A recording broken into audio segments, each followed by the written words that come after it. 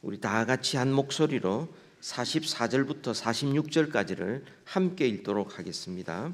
시작.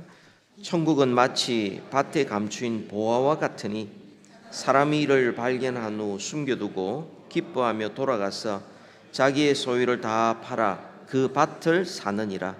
또 천국은 마치 좋은 진주를 구하는 장사와 같으니 극히 값진 진주 하나를 발견하며 가서 자기의 소유를 다 팔아 그 진주를 사느니라. 아멘. 오늘 말씀은 천국 비유로서 우리가 너무나 잘 아는 말씀이지만 투자 방법에 대한 강의는 결코 아닙니다. 여러분, 투자의 기본 원리가 뭡니까? 원금을 잃지 않아야 된다는 거죠. 욕심 부리면 안 된다는 거고요. 두 번째가 뭡니까? 계란은 한 바구니에 담아서는 안 된다. 즉 분산 투자해야 된다. 그렇게 말합니다. 근데 오늘 말씀은 그런 투자에 대한 것과 전혀 배치되는 그런 천국에 대한 말씀을 우리에게 가르쳐 줍니다.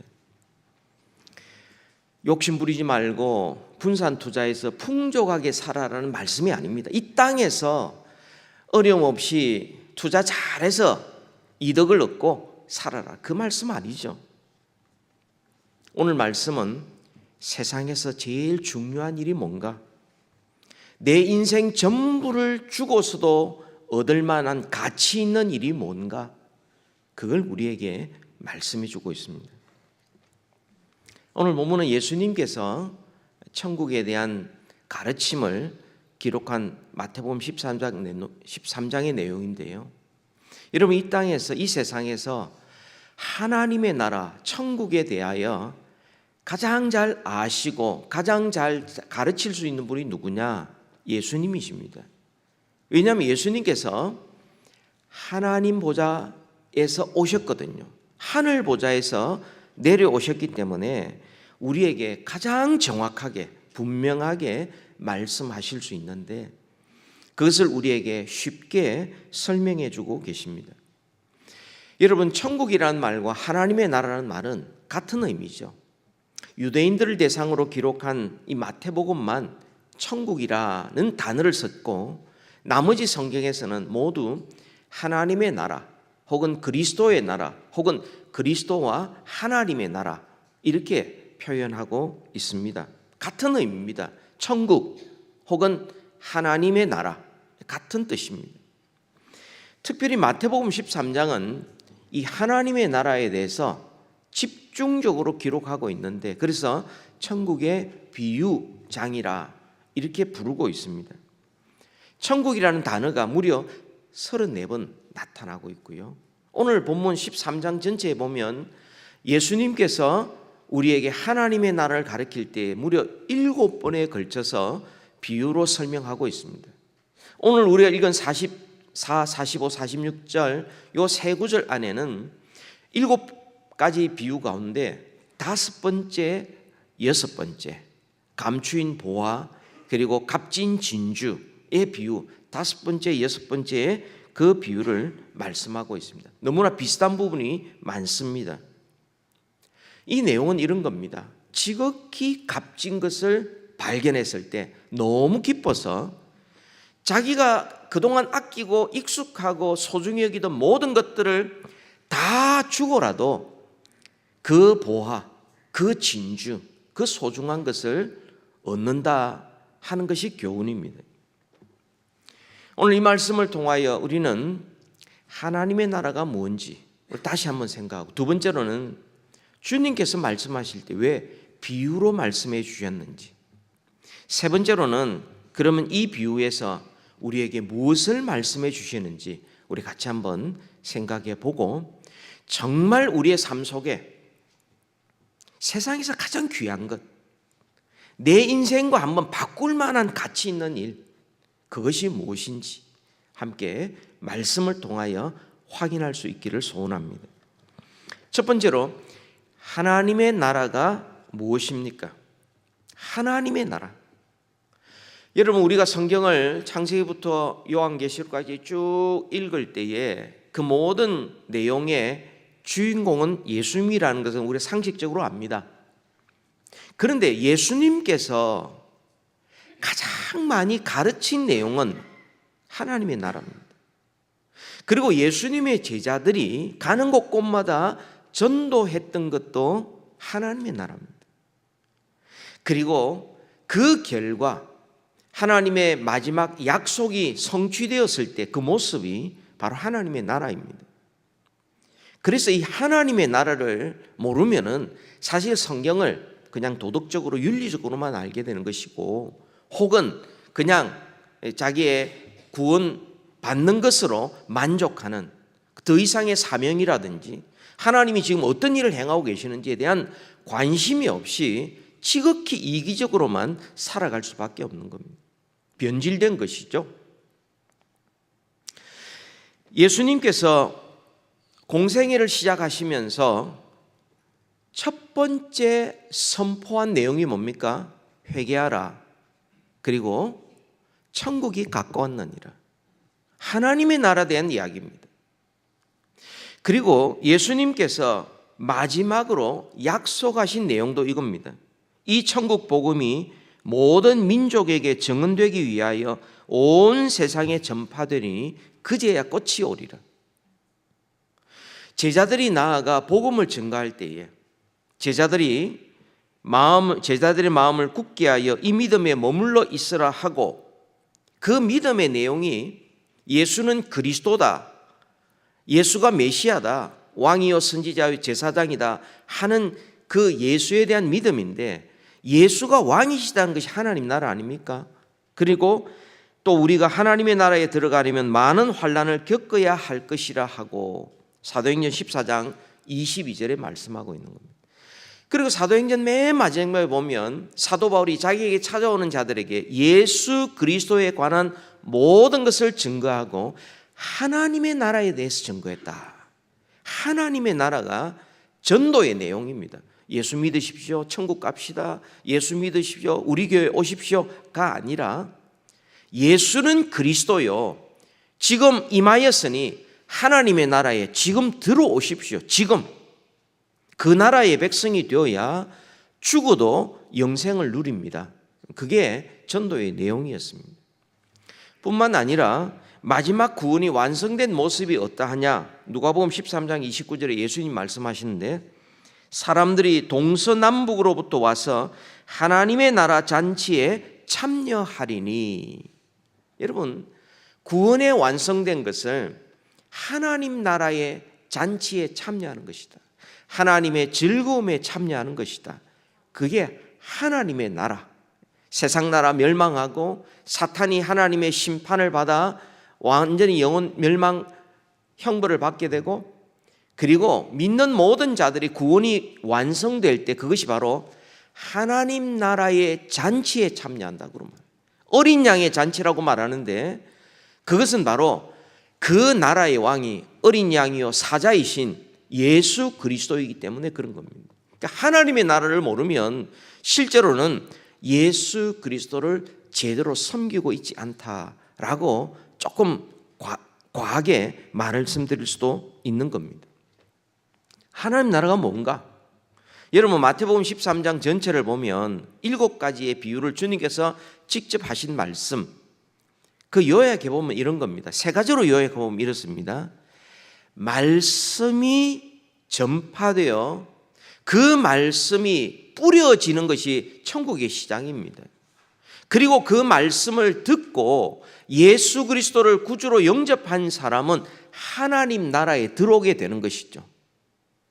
그리고 또 한 가지, 두 번째로는 우리가 하나님 나라에 들어왔지만 이 땅에서 하나님 나라의 백성으로 살지만 우리 가운데는 얼마든지 가라지도 있다는 거, 알곡만 있는 게 아니고, 그러나 마지막 가면 반드시 구분된다는 거죠. 세 번째로는 이 하나님의 나라가 처음에는 작습니다. 누룩처럼 작습니다만 결국은 온 우주보다 더 큰, 온전히 하나님의 통치가 완성되는 그런 나라로 나타나게 될 것이다. 이게 마태복음 13장 전체에서 예수님이 가르치는 하나님의 나라입니다. 이걸 2가지로 더 요약해 보면 그럽니다.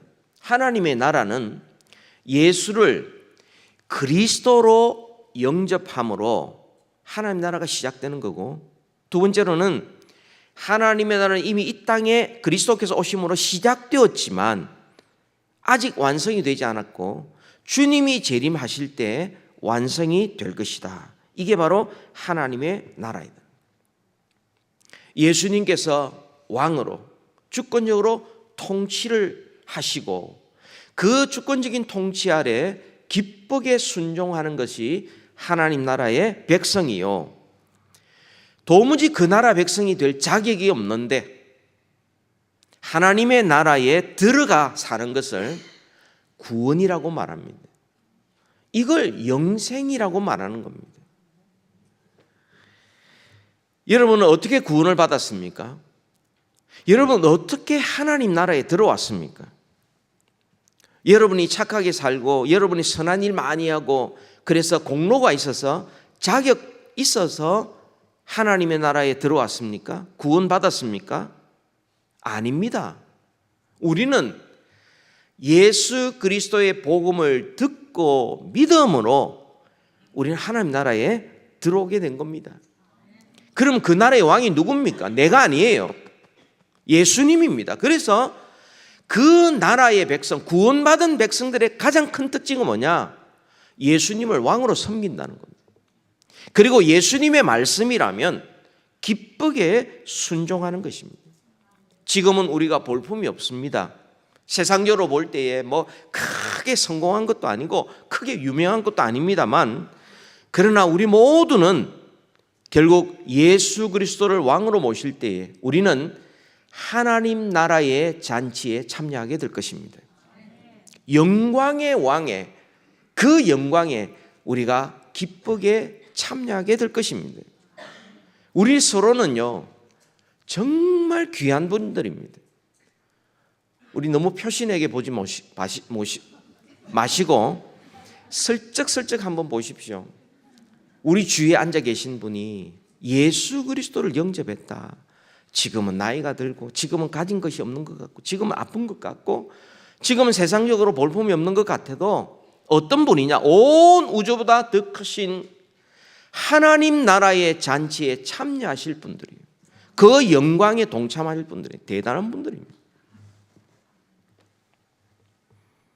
하나님의 나라를 알 때에 우리의 신앙생활이 비로소 하나님의 능력과 지혜를 덧입게 살게 되고 우리의 시야가 하나님의 시야를 가지고서 온 세상을 가슴에 품을 수 있고 이 세상의 모든 유혹 앞에서도 흔들림 없이 그 나라 백성답게 당당하게 살아갈 수 있는 겁니다. 그럼 두 번째로 여러분, 왜 비유로 가르치셨습니까? 왜? 여러분, 오늘 우리가 읽지는 않았지만 마태복음 13장 34절 35절에 보시면은 예수님께서 이렇게 말씀하십니다. 34절 35절을 같이 읽읍시다. 시작. 예수께서 이 모든 것을 무리에게 비유로 말씀하시고 비유가 아니면 아무것도 말씀하지 아니하셨으니 이는 선지자를 통하여 말씀하신 바 비유로 말하고 창세부터 감추인 것들을 드러내리라 함을 이루러 하심이라. 아멘.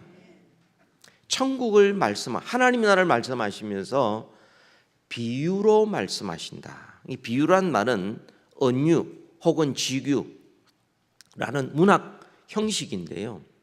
이 비유로 말씀하셨다라는 요 한 구절 딱 떼내가지고 이단들, 거짓 교사들이 성경을 비유로만 해석을 합니다. 그 성경을 수수께끼 책으로 만들어버려요. 이 성경을 비유풀이로 합니다. 그래서 완전히 자기 마음대로 해석하는 거예요. 성경이 뭐라고 말하는 관심도 없어요. 그냥 그거는 수수께끼 책이니까 그걸 어떻게 해석하느냐에 다르다 이런 식으로 접근을 하는 겁니다. 그러나 여러분, 비유라는 것은 은유, 내 마음은 호수다. 은유, 호수를 아는 사람들에게 내 마음 그렇다는 거죠. 지규, 뭐뭐와 같아. 내 마음은 지금 전쟁과 같다. 이 전쟁이 뭐 어떤 상황입니까? 그런 마음이라는. 그러니까 호수도 알고 전쟁도 아는 사람들에게 내 마음이 그렇다라고 이야기할 때 사용하는 게 비유라는 거죠. 그러니까 비유라는 것은 사람들이 다 아는 것을 들어서 하나님의 영원한 진리의 말씀을 알아듣기 쉽게 설명하는 하나의 방법이에요. 뿐만 아니라 이것은 이중적인 기능이 있습니다. 감추인 것을 드러낸다. 비유로 말하면 호수, 전쟁을 모르는 사람한테는 이 뭔지 몰라요. 마음이 어떤지 모릅니다. 호수를 자기가 혼자 생각하는 사람들은 그 호수에 물이 바짝 말랐으면 저 사람 물 바짝 말랐구나. 만약에 거기에 막 물이 가득하고 너무 평화로우면 저번에 지금 마음이 너무 기쁘구나. 그러니까 모르는 사람은 자기 마음대로 생각하는 겁니다. 감추어진 것이죠. 그러나 아는 사람들에게는 그것이 드러나게 되는 겁니다. 이런 두 가지 기능이 있습니다. 마태복음 13장 다시 한번 봅니다. 10절부터 15절까지 말씀이에요. 10절부터 15절 우리 다 같이 읽습니다. 시작. 제자들이 예수께 나와 이르되 어찌하여 그들에게 비유로 말씀하시나이까? 대답하여 이르시되 천국의 비밀을 아는 것이 너희에게는 허락되었으나 그들에게는 아니 되었나니 무릇 있는 자는 받아 넉넉하게 되되 없는 자는 그 있는 것도 빼앗기리라. 그러므로 내가 그들에게 비유로 말하는 것은 그들이 보아도 보지 못하며 들어도 듣지 못하며 깨닫지 못함이니라. 이사야의 예언이 그들에게 이루어졌으니 일렀으되 너희가 듣기는 들어도 깨닫지 못할 것이요 보기는 보아도 알지 못하리라. 이 백성의 마음이 완악하여져서 거기는 듣기에 둔하고 눈은 감았으니 이는 눈으로 보고 귀로 듣고 마음으로 깨달아 돌이켜 내게 고침을 받을까 두려워함이라 하였느니라. 아멘. 여러분, 천국에 대한 말씀을 주님께서 비유로 하고 계시는데 알아듣는 자에게는 너무너무 감사한 겁니다. 너무너무 귀하고 소중하고, 그래서 그 나라에 들어가 그 나라의 백성으로 산다는 게 얼마나 감사한지 모릅니다. 그러나 알아듣지 못하는 사람들에게는 이 예수님의 말씀은 분명히 망하도록 만드는 겁니다. 예수님의 이 천국 비유의 말씀은 드러내는 기능도 있고 그리고 감추는 기능도 있는 것이죠. 예수님도 마찬가지입니다. 우리가 예수님을 영접했을 때, 예수님을 알았을 때는 그 예수님께 소망을 두고 복된 인생으로 살아가는 빛의 자녀로 살아갑니다. 그러나 예수님을 거역하고 거리를 두고 불순종하며 살아가면 결국 예수님을 점점 모르고 살다가 예수님 없이 영원한 멸망 가운데 빠지게 되는 것이죠. 십자가도 마찬가지입니다. 십자가는 구원 얻는 자에게는 하나님의 능력과 지혜입니다. 그러나 멸망하는 자들에게는 십자가는 그건 미련하고 어리석게 보이는 것이죠. 똑같이 예수님의 십자가인데, 똑같이 천국인데, 그것을 듣고 깨닫고 그 가운데 나오는 자가 있는가 하면 오히려 그것 때문에 더 멀어지고 어두워지고 멸망이 분명해지는 사람들이 있다 하는 겁니다. 여러분, 왜 깨닫지 못합니까? 똑같이 듣는데요. 왜 보지를 못합니까? 왜 듣지를 못합니까? 왜 눈을 감고 있습니까? 이유는 한 세 가지로 볼 수가 있습니다. 첫 번째로는 영적으로 죽어 있기 때문에 그런 겁니다. 죽어 있으니까 듣지 못하는 거죠. 볼지를 못하는 거죠. 반응을 못하는 겁니다. 하나님의 나라가 이미 이 땅에 임하였고 존재하고 있습니다. 예수님께서 오라고 말씀하셨습니다. 예수 그리스도의 십자가를 통한 구원을 이미 선포되었어요. 그런데 왜 영접을 안 하고 왜 주님 앞에 못 나옵니까? 영적으로 죽어 있기 때문에 그런 겁니다.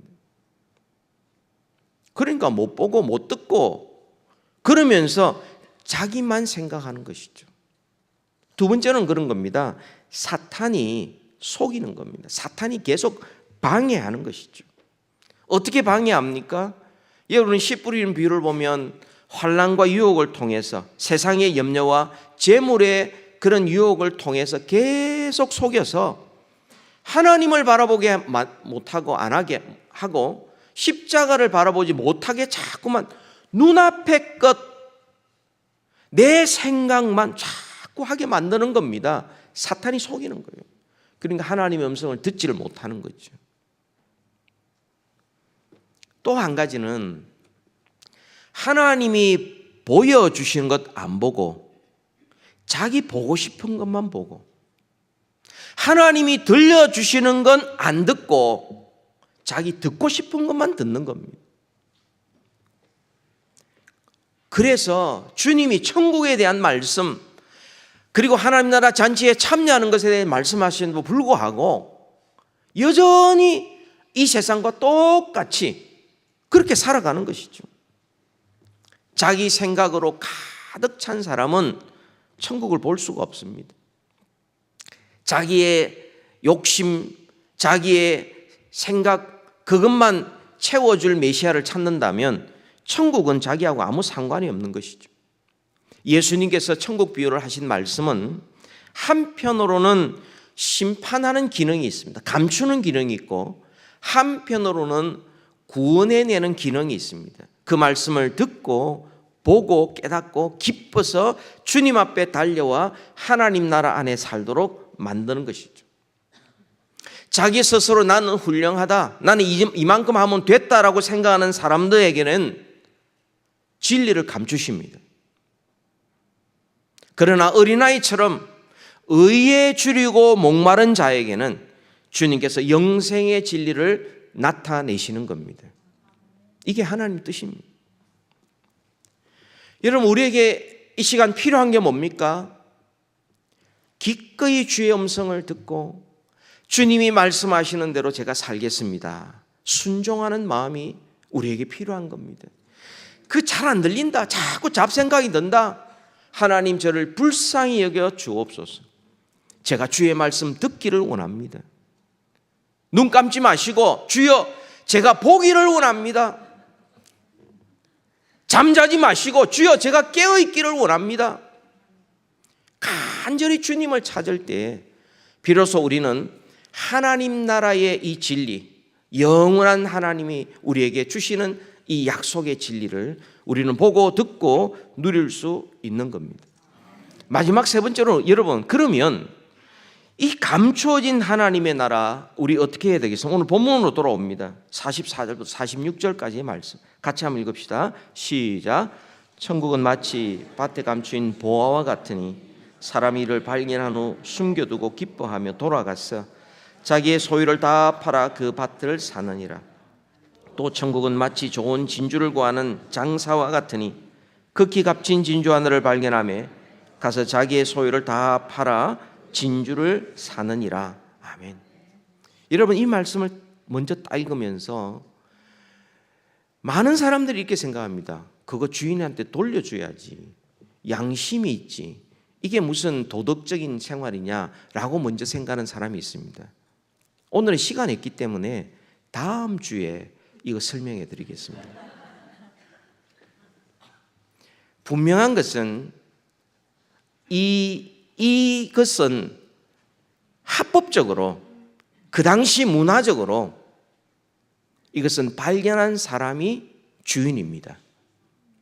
오늘날 21세기 우리 살아가는 이런 사회 속에서 생각하는 것과 다른 겁니다. 우리의 어떤 그것이 아니라요. 유대인들의 율법, 랍비들의 가르침에 의하면 굉장히 세부적으로 이것을 가르쳤는데 결론이 이겁니다. 발견하는 사람이 주인이다. 그겁니다. 우리가 그 문제는 제쳐두고요. 이 비유의 핵심은 뭐냐? 귀중한 것을 발견한 사람, 너무나 좋은 진주를 발견한 사람은 그것을 얻기 위하여 자기의 모든 것을 판다. 너무 기뻐서 그것 얻으려고 자기가 지금 애지중지하면서 가지고 있던 모든 것 포기할 수 있다. 여기 오늘의 주님께서 우리에게 주신 5번째, 6번째 비유의 핵심 메시지입니다. 우리 좀 더 간단하게 한번 살펴봅니다. 한 3가지로 이 비유의 가르침을 우리는 생각해 볼 수가 있는데요. 하나님의 나라는 값으로 따질 수 없을 만큼 귀중하다. 하나님의 나라는 돈을 주고서도 살 수 없을 만큼 너무너무 귀중한 것이다. 여러분, 여기서 보화, 값진 보화, 여기서 극히 값진 진주는 바로 예수님이고, 그리고 예수님이 왕이신 하나님의 나라입니다. 세상의 그 어떤 것과 비교할 수 없고 돈으로도 계산할 수 없는 영원한 보물, 그것을 위하여 내가 그동안 소중히 여겼던 것, 그거 비교해 보니까 훨씬 그것이 귀중하기 때문에 내가 가져온 것을 포기하고라도 그것을 네가 찾는, 그것이 바로 진주와 보화와 같은 예수님과 하나님의 나라이다. 여러분, 이 세상 나라는 반드시 약해질 겁니다. 무너질 겁니다. 없어질 겁니다. 이 세상의 모든 나라 멸망할 것입니다. 거기에 우리의 소망이 없습니다. 그러나 하나님의 나라는 영원합니다.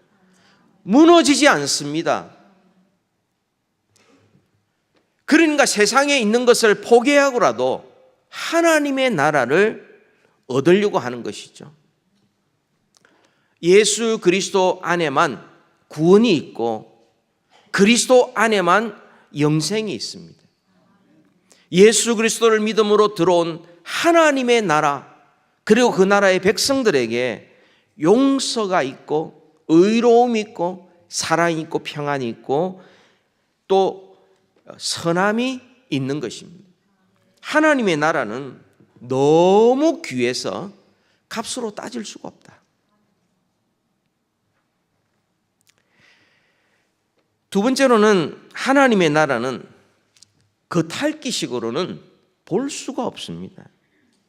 여러분, 하나님의 나라가 눈에 보입니까?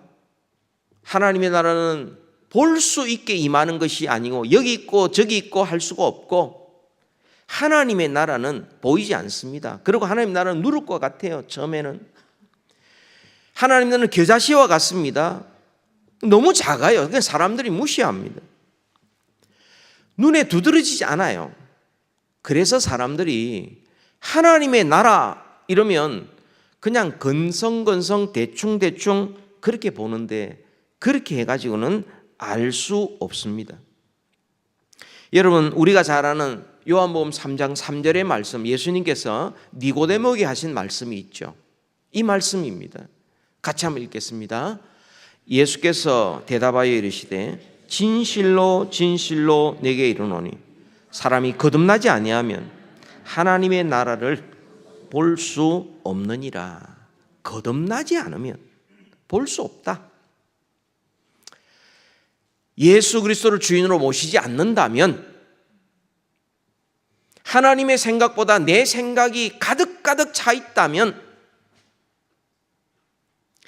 거듭난 영, 성령이 그 속에 함께하지 않는다면 천국을 볼 수 없고 찾지도 않는 겁니다. 관심도 없는 거죠. 여러분, 거듭나지 않으면 하나님 나라 백성들이 왜 예수님을 위하여 저렇게 열심히 일하고 헌신하고 수고하는지 이해가 안 됩니다. 이해가 안 되죠. 당연히 모르니까, 얼마나 귀한지 모르니까. 겉으로 보니까 그냥 밭이에요. 밭. 이게 아무것도 아니에요. 그냥 지나가는 겁니다. 교회 일 보니까 그냥 힘들 것 같아. 지나가는 거예요. 그거 일 열심히 한다고 해서 누가 상급 주는 것도 아니고 수입 생기는 것도 아니에요. 그 지나가는 겁니다. 이해를 못하는 거죠. 주를 위한 수고 헛수고라고 생각합니다. 귀찮다고 생각합니다.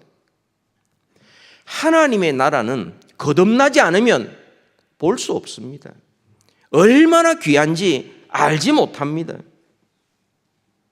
그러나 이 하나님의 나라가만이 영원하고 그 나라만이 그 속에 영생이 있고 구원이 있고 용서가 있고 하나님의 의로움이 있다는 것을 아는 사람들은 주를 위한 수고 아깝지 않습니다.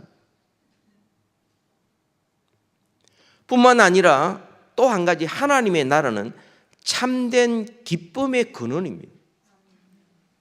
여러분, 천국을 발견한 사람, 보화를 발견하고 진주를 발견한 사람, 이 사람들이 너무너무 기쁘고 좋아서 행복해서 자기의 전 재산을 팔아서 그 밭을 샀다, 그 진주를 샀다, 이렇게 말씀을 합니다.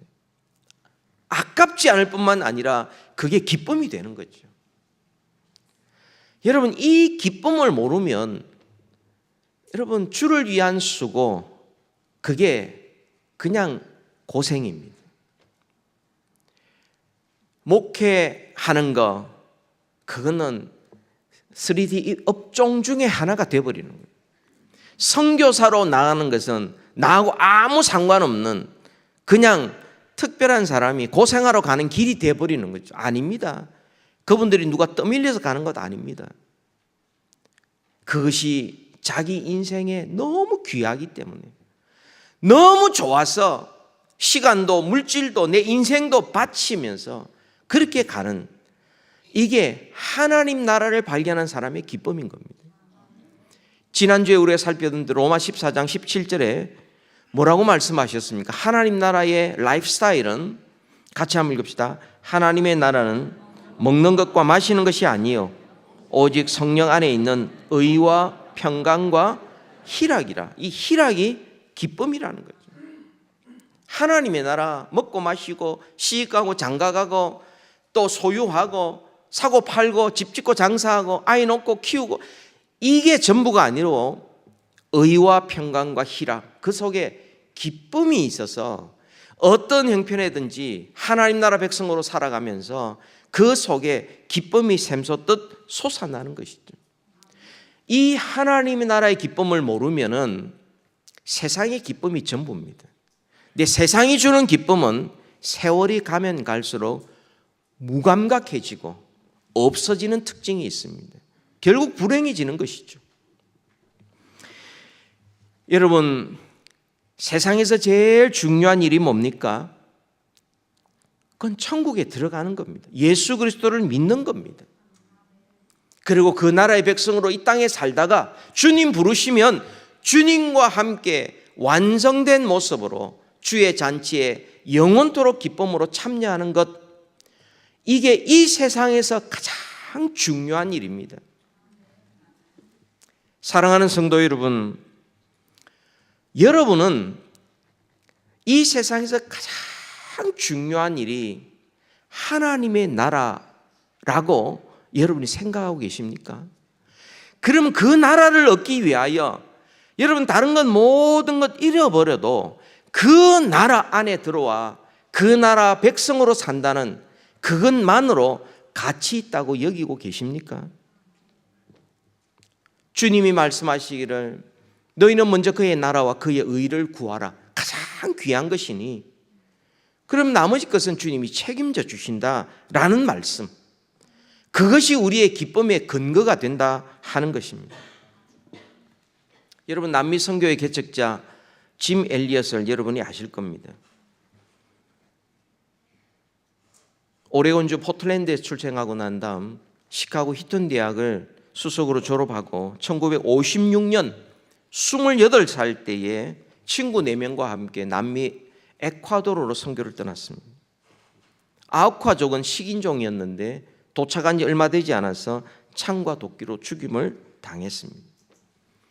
미국 정부에서 가만히 있을 수가 없습니다. 1956년 미국이 한참 이렇게 막 뻗어나갈 때 아닙니까? 수색대를 파견해서 시신과 유품을 수습을 찾았습니다. 그 참상을 전 세계에 전했는데 그때 유명한 라이프지 잡지가 있습니다.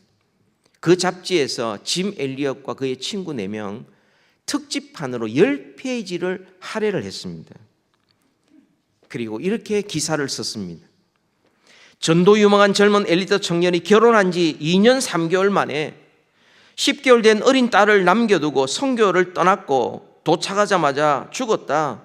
얼마나 불필요한 낭비인가. What an unnecessary waste. What an unnecessary waste. 얼마나 불필요한 낭비인가. 이게 10페이지의 결론이었어요. 한 기자가 그의 아내 엘리자베스 엘리엇을 찾아가 다시금 What a waste라는 얼마나 낭비냐 그거. 전도 유망한 28살 가자마자 바로 죽임을 당했는데 식인종에 잡혀 먹었는데 그 친구 4명과 같이 얼마나 낭비냐. 그때 그의 아내가 이렇게 말했습니다. 낭비라니요? 왜 그런 말 하십니까? 나의 남편은 어렸을 때부터 이 순간을 위해 준비했던 사람입니다. 내 남편은 이제야 그 꿈을 이룬 겁니다. 이후로 다시는 내 남편의 죽음을 낭비라고 말하지 마십시오. 그리고 얼마 후에 그 아내가 이 남편 짐 엘리엇의 일기와 그리고 글들을 이렇게 공개를 했는데요. 그의 기도가 이런 기도입니다. 주님, 성공하게 하옵소서. 높은 자리에 오르는 것이 아니라 제 삶이 하나님을 아는 가치를 드러내는 전시품이 되게 하옵소서. 하나님, 제가 감히 하나님께 기도합니다. 이 부족한 나의 나무 토막 같은 인생에 주여 불을 붙여 주옵소서. 제가 주님을 위하여 탈 수 있도록. 이 몸은 주의 것입니다. 나는 오래 사는 것을 원치 않습니다. 완전하고 풍성한 삶을 원합니다. 바로 주님과 같이. 짐 엘리엇, 여러분, 그는 이 땅에 오래 살기를 구하지 않았습니다. 전능자의 그늘에서 그분과 함께, 주님과 함께 풍성한 삶을 영원토록 살기를 원했던 겁니다. 그의 일기의 한쪽에 이런 글도 있었습니다. 여러분, 짐 엘리엇의 사진을 한번 보시면요, 이분입니다. 영원한 것을 얻기 위해 영원하지 않는 것을 버리는 자는 결코 어리석은 자가 아니다. 영원한 것을 위하여 없어질 것 버리는 자 어리석지 않다는 겁니다. 여러분, 이 세상에 주님을 모르는 사람, 영원한 것을 모르는 사람, 진주를 모르고 보화를 모르는 사람들은 이 짐 엘리엇 같은 사람들을 어리석다고 이야기합니다. 적당히 믿어야 된다고 말합니다. 그러나 여러분, 이 땅의 것 붙잡고 있다가 영원한 것 놓치는 사람이 어리석은 자입니까? 아니면 영원한 것을 위하여 영원하지 않는 것을 포기하는 사람이 지혜로운 사람입니까? 그가 죽은 후에 다른 사진 하나 보여주시죠. 그의 아내 엘리자베스 엘리엇입니다. 꺼주시죠. 이어서 간호사 훈련을 받고는 남편이 못한 사역을 계속하기 위해서 바로 그곳 아우카족으로 갔습니다. 아우카족은 식인종이지만 여자를 해치는 것은 비겁한 일이라고 생각해서 그 여자를 살려두었는데 이 엘리자베스는 그것도 모르고 죽기를 각오하고 그곳으로 갔던 것입니다. 몇 년 후에 그 추장이 그녀에게 물었습니다. 당신은 누구고 우리를 위해서 왜 이렇게 애쓰고 수고를 하십니까? 이유가 뭡니까? 라고 물었을 때 엘리자베스의 대답입니다. 나는 5년 전에 당신들이 죽인 그 남자의 아내입니다. 그러나 하나님의 사랑 때문에 여기에 오게 되었습니다. 그랬을 때 그 말을 들은 추장과 모든 부족들이 감동을 받고 예수 그리스도를 구주와 주님으로 영접하고 거듭나게 되었습니다. 여러분, 그때 그 자리에 있었던 추장, 나중에 빌리그람 집회에서 이런 간증을 했습니다. 우리들은 그분들께서 복음을 받고 그분들에게서 복음을 받고 하나님을 믿게 되었습니다. 그 젊은이들의 희생이 아니었다면 우리는 아직도 그렇게 살고 있었을 것입니다. 그분들의 죽음으로 인해 우리는 빛을 보게 되었습니다. 우리도 오래 살기를 원치 않습니다. 주님처럼, 그들처럼 살기를 원합니다. 빌리그람 집회 때 간증한 내용입니다. 그리고 나중에 알려진 바에 의하면 그 짐 엘리엇과 그의 친구 4명을 죽였던 그 살인자 중에 3명이 목회자가 되어서 그 지역교회를 섬겼고, 그 일 이후에 수십 년 동안 수백 개 교회가 그 지역에 생겨나게 되었습니다. 그리고 그들이 죽은 지 딱 40년 되는 때, 그때가 1995년도에 짐 엘리엇과 네 사람의 친구들이 다녔던 휘튼 대학에서 놀라운 부흥의 역사가 일어났습니다. 주일 저녁에 기도하러 모였던 몇 명이 점점 기도가 끊이지 않습니다.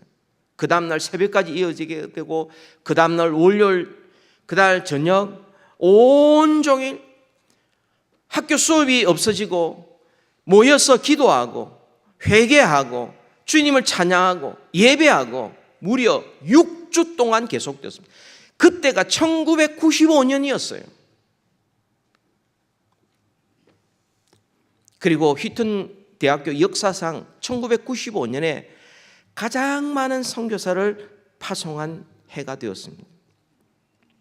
유명합니다. 그 책으로 나왔고요. 하나님께서 그 휘튼 대학교의 부흥의 역사를 읽어보시면, 지금도 남미는 전 세계에서 기독교인의 숫자가 제일 급성장하는 곳이고, 캐톨릭에서 복음주의 개신교로 가장 많이 이동하는 그런 장소가 되었고요. 이 남미 지역은 전 세계 선교사를 지금 보내고 있습니다. 여러분, 이 북가주 금식기도원에 가보시면 한국 사람들의 기도하는 사람은 찾아보기 어렵지만, 지금 거기에 남미 지역에 온 기독교인들이 얼마나 그게 기도하고 있는지 모릅니다. 그들은 특히 아프리카로 선교사를 보냅니다. 지금도 짐 엘리엇과 그 친구들, 또 그 아내가 했던 이 선교와 부흥의 역사, 지금도 계속 이어지고 있는 겁니다. 여러분, 우리가 짧은 인생을 삽니다. 다 살고 난 다음에 우리 하나님 앞에 섰을 때 과연 우리는 어떻게 하나님 앞에 평가받겠습니까? 하나님 앞에 인정받고 칭찬받겠습니까? 우리가 행한 모든 일이 하나님의 기념책에 기록될 만 하겠습니까? 여러분, 이대로 쭉 살면 하나님이 칭찬하시겠습니까? 여러분, 오늘 월드컵 축구한다고 여러분들이 밥 먹고 교제도 대충 하고 빨리 집으로 가신 분들이 많이 계실 것 같은데, 월드컵에 10골, 15골, 20골, 30골 넣는다 할지라도 그게 하나님 앞에 인정받겠습니까? 와, 대단하다 박수 치지만 몇 년 지나고 누가 기억하겠습니까? 100살을 살고 120살을 산다고 하나님의 생명책에, 하나님의 기념책에 기록되고 칭찬받겠습니까? 세계 최고의 부자가 되고 세계 최고의 유명인이 된다고, 내가 집을 소유하고 자식을 잘 키우고 그런다고 여러분 하나님의 기념책에 기록되고 칭찬받겠습니까? 물론 우리가 짐 엘리엇이나 또 다른 분들처럼 대단한 일을 하라는 것이 아닙니다. 우리가 하는 모든 일을 주를 위하여, 먹어도 주를 위하여, 자녀를 키워도 주님을 위해서, 살아도 주를 위하여, 죽어도 주를 위하여, 그리고 우리가 어떤 모양이든 이 하나님 나라의 복음, 천국 복음을 전하고 보내고 나아가고 참여하는, 여러분 이렇게 할 때 주님의 기념책에 기록되고 주님 앞에 섰을 때에 주님께서 수고했다, 잘했다 칭찬하지 않겠습니까? 여러분에게 묻습니다. 여러분은 여러분의 인생을 걸만한 가치 있는 것을 발견하셨습니까? 여러분이 가장 소중히 여기는 것을 받고도 아깝지 않을 만한 영원한 것을 위하여 살고 계십니까? 그 일이 여러분에게 얼마나 기쁘고 좋습니까? 여러분 이 세상에서 가장 중요한 게 뭡니까?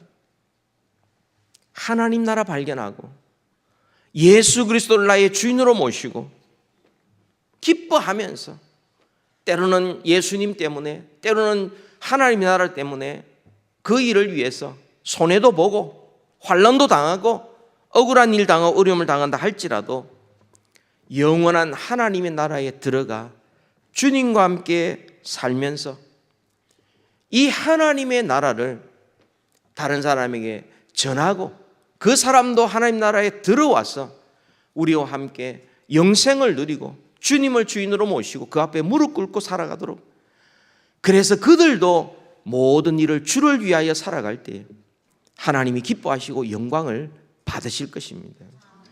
가장 중요한 일을 위하여 우리의 시간과 물질과 우리의 마음을 다하여 살아가는 우리 모두 되기를 주님의 이름으로 축복합니다. 기도하겠습니다. 하나님 아버지, 한 사람이 우연히 감춰진 보화를 발견하고 장사꾼이 극히 값진 진주를 찾다가 마침내 발견하는 것과 같이 하나님, 자격 없는 우리들이 주의 복음을 듣고 또한 하나님의 세상에 방황하다가 진리의 말씀을 듣고 예수 그리스도를 나의 주 나의 하나님을 모시고 이제는 하나님 나라 백성이 되어서 이 땅에서 그 나라의 백성으로 살아가고 뿐만 아니라 죽어서도 주님과 함께 하나님 나라의 잔치에 참여할 수 있는 이 영광스러운 삶을 살게 하여 주시니 감사합니다. 주님이여, 우리가 정말 이 땅에서 내 인생 전부를 드려도 아깝지 아니할 가장 가치 있고 가장 중요한 것을 위하여 살아가는 저희들 되게 하옵소서. 모든 일을 우리 주 예수 그리스도를 위하여 살게 하시고 주님과 함께 이 땅에 살고 주님과 함께 영원히 사는 우리 모두가 되게 하여 주옵소서. 예수님 이름으로 기도하옵나이다. 아멘. 저희 시간은 들었던 말씀을 기억하며 다 같이 한번 믿음으로 결단하며